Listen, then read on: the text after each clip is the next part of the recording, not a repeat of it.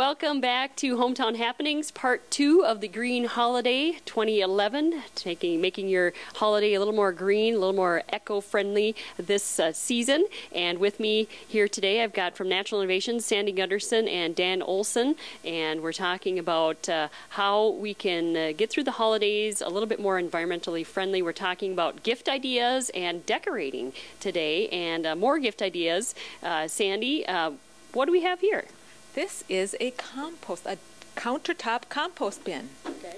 And so it has great little holes in the top. You want it to kind of breathe a little bit so that it can dry out. The food can dry out. It doesn't get smelly then. That's very good, because I just have little containers under my sink, and they're too small, but that's perfect. Yeah. And somehow I usually have an ice cream bucket, and that doesn't look as nice as this does. So and there's all different styles. This is just kind of a fun style that matches a lot of different things. So it's a good. Then what types of materials do you put in a desktop composter? You could put fruits, veggies, peelings, carrots, tomatoes, cucumbers, eggshells, coffee grounds.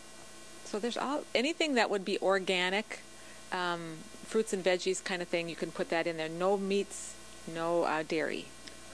That would be a very good thing for an office, even, with all those coffee grounds that you go through and put in your compost bin. Great. So we're going through some green gift ideas here with Sandy and Dan on Hometown Happenings. And, of course, we'll have some decorating ideas. We've got some Christmas trees, real versus fake, as well, coming up. And, of course, we've got the great idea. You see more of these out there, the reusable bag. Lunch bag. Here's one that's insulated. And so there's all different styles. And then what's great about this is you can use it to put the present in. This can be part of the present, and it also can be the wrap. Very nice. Very nice. It's a multi-purpose present. Well, since you kind of opened up that conversation, let's talk a little bit about decorating and gift giving. Of course, you can use these reusable bags as well. But Dan, you also have some other tips. Yeah, another way to wrap gifts is just simply use things that you have around the house. And one thing that I've used in the past is the comic section from the Sunday paper is always a nice way to wrap things and provide some color. Other things you can use to wrap things are scraps of cloth and things like that, and those can make very attractive wrappings. Basically anything that will go around the package and provide a little color or some interest, textures, and sometimes interesting to get something different than your regular holiday wrappings. All right, very good. And we're here on Hometown Happenings talking about how you can make your Christmas more green this 2011, from everything from decorating to gift giving and more. And of course, one of the things that is big over the Christmas season is lights. Of course, we have to have lights with this being the darkest time of the year. And what are some of your tips for lighting? Lighting, if you're in the mood for getting new lights, buying LED lights are perfect. They're a lot more energy efficient and sometimes not quite as challenging. If you do have lights that you want to get rid of that have burned out, we have a place to get rid of those too. Okay, and where is that? We have a collection site at the courthouse up by zoning, Ace Bug Hardware, Washington Square Mall, the thrift store, and Becker County Transfer Station.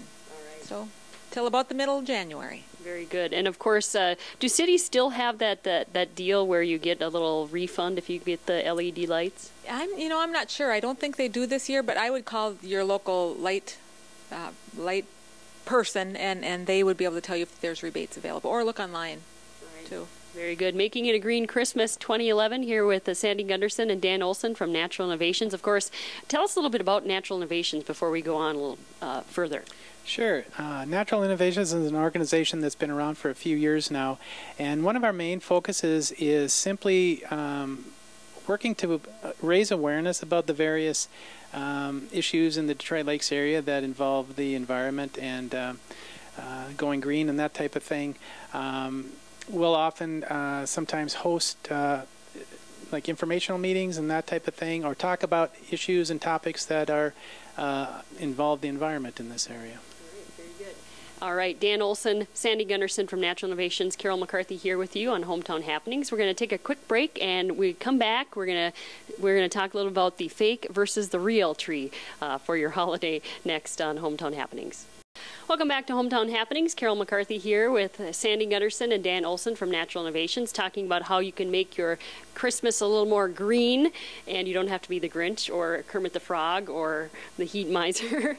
Well, let's talk a little bit about, we were talking about decorating, we were talking about gift wrapping, but let's talk about products themselves and making a little bit more green, about, packaging. What are some of the things to maybe avoid or, find less of over the holiday season? Right. Well, often electronic items come packaged in big blister packs, and they're really difficult to get open. You end up sometimes cutting yourself, and there's that risk. But a lot of times there's just seems to be excessive packaging involved in certain electronic items, especially, as well as some other products.